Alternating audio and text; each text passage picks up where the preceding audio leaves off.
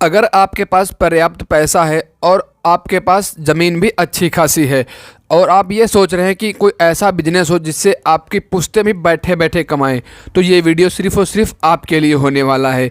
इस वीडियो में हम आपको बताएंगे कि मैरिज हॉल यानी कि गेस्ट हाउस के बारे में, किस तरीके से एक अच्छा गेस्ट हाउस ओपन कर सकते हैं और कितनी उससे अर्निंग कर सकते हैं पर मंथ या फिर या कह लें कि पर ईयर।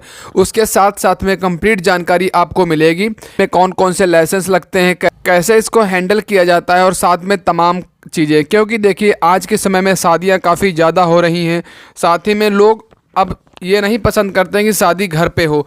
लोगों को अब थोड़ा काम करना मुश्किल लगता है, इसीलिए वो ये चाहते हैं कि किसी गेस्ट हाउस को बुक कर लेते हैं और वहाँ पर हम अपनी शादी हैंडल करके निपटा देते हैं।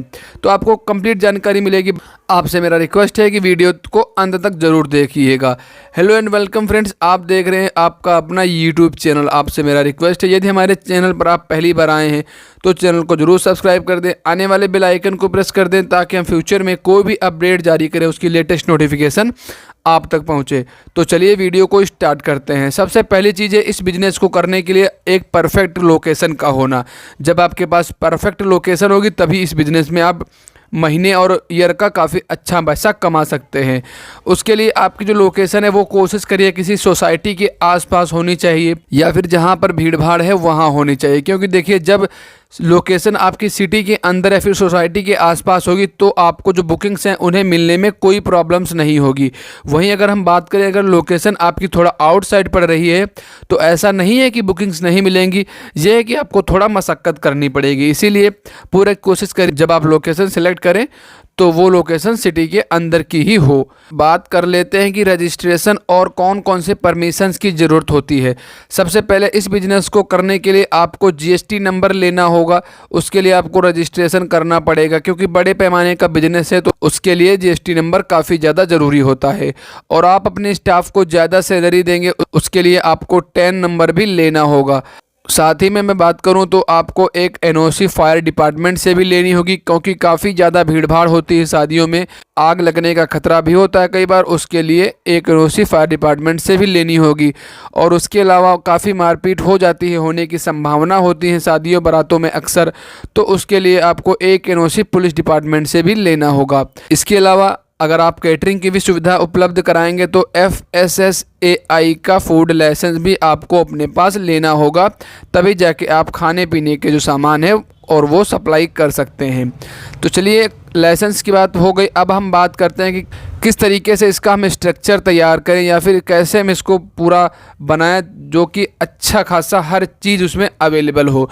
उसके लिए आप किसी लोकल इंजीनियर से संपर्क कर सकते हैं या फिर जो स्पेशलिस्ट होते हैं मैरिज हॉल वगैरह के, उन लोगों से संपर्क कर सकते हैं। क्योंकि देखिए मैं कुछ बेसिक चीज़ें बता देता हूं जिन्हें एक मैरिज हॉल में होना बहुत ही ज़रूरी है। जैसे कि जब आप बनाएंगे तो कम से कम आपके पास 7 से 8 लग्जरी रूम्स ज़रूर अवेलेबल रखें, ताकि जो वुमेंस आती हैं पार्टीज़ में उनके लिए एक अच्छी सुविधा हो सके और मेंस के लिए भी। उसके अलावा आपको एक बड़ा सा हॉल बनाना होगा जिसमें कि बारात बैठ सके और शादी हो सके। और कई बार ऐसा होता है कि कई शादी पार्टीज़ के अलावा भी जैसे बर्थडे पार्टीज़ या किसी मीटिंग्स में लोग गेस्ट हाउस बुक करना चाहते हैं तो आपका उस हॉल में सारे काम हो सकें, उसके लिए आपको बड़ा हॉल भी बनाना होगा।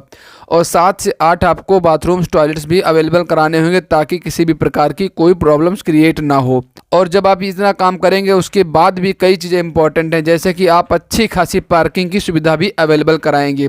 ये आपका गेस्ट हाउस और मैरिज हॉल है तो यहाँ पे शादी पार्टीज़ होंगी, काफ़ी ज़्यादा भीड़ भाड़ होगी, उसके लिए वहाँ पे पार्किंग की भी बड़ी पैमाने पे सुविधा उपलब्ध कराएं, नहीं तो काफ़ी प्रॉब्लम्स हो सकती है। आपका गेस्ट हाउस लोग नहीं बुक करेंगे क्योंकि ये सोचेंगे वहाँ पे पार्किंग की सुविधा नहीं उपलब्ध है। अब हम बात करते हैं कि इस बिज़नेस को किस तरीके से हम हैंडल करें ताकि अच्छे तरीके से चल सके। सबसे पहले आपके आसपास जो टेंट हाउसेस हैं, डीजे हाउसेस हैं, जो मैरिज हॉल हैं और उसके अलावा जो ट्रेवल्स एजेंसीज़ हैं उनसे आपको कांटेक्ट करके रखना होगा। वो भी एक नहीं कई टेंट हाउस, कई डीजे हाउस के पास आपको कांटेक्ट करके रखना होगा ताकि उनके पास बुकिंग्स आए। अगर उनसे कोई पूछे कोई अच्छा गेस्ट हाउस हो तो वो आपका गेस्ट हाउस सजेस्ट कर सकेंगे। उसके लिए आप अगर चाहें तो उनको कुछ कमीशन भी पे कर सकते हैं। इससे आपको ये हेल्प होगी कि काफ़ी ज़्यादा बुकिंग्स मिलने लगेंगी और आपको बहुत ही बड़ा फ़ायदा हो सकता है। अगर आप इस तरीके से करेंगे तो कन्फर्म है कि आपकी 4-5 पर मंथ बुकिंग यही लोग करा सकते हैं। और अब हम बात करते हैं कि इस बिज़नेस में कितना हमारा इन्वेस्टमेंट जाएगा और कितनी ज़मीन हमारे पास होनी चाहिए, कितना प्रॉफिट होगा। अगर हम ज़मीन की बात करें तो 10,000 से 15,000 स्क्वायर फीट ज़मीन आपके पास अवेलेबल होनी चाहिए, तभी आप इस बिज़नेस को परफेक्टली तरीके से रन करा सकते हैं। अगर हम इन्वेस्टमेंट कितना जाएगा वो बात कर लेते हैं, तो आप इसका पूरा स्ट्रक्चर तैयार कराएंगे, एकदम बन के रेडी कराएंगे, सारी सुविधाएँ जो लगती हैं, जैसे कि आप स्टील्स की जो चेयर हैं वो लाएंगे, सोफ़ा वगैरह होता है, और ख़ुद का जो टेंट होगा खाने पीने के लिए लगाना होगा। इन तमाम चीज़ों को कम से कम आपका जो खर्चा है वो 30 से 40 लाख या फिर कह सकते हैं 50 लाख तक का हो सकता है आसानी से। और ऑलमोस्ट चांस है कि ये खर्चा बढ़ भी सकता है, कम होने के एक भी चांस नहीं है। लेकिन वहीं अगर हम प्रॉफिट की बात करें तो काफ़ी बड़ा प्रॉफिट है। देखिए, गेस्ट हाउस एक ऐसा बिजनेस है जिसमें आपको पर मंथ या फिर पर डे बुकिंग्स नहीं मिलेंगी। इसमें चांसेस रहेंगे कि सीजन पर बुकिंग मिलेगी, लेकिन हाँ एक बात है, अगर आपकी लोकेशन परफेक्ट है और सारी चीज़ें एकदम सही तरीके से आप कर रहे हैं, मैनेज कर रहे हैं, तो पर ईयर के अगर हम हिसाब से जोड़ें तो 80 से 90 लाख रुपए अर्न कर सकते हैं आप बहुत ही आसानी से।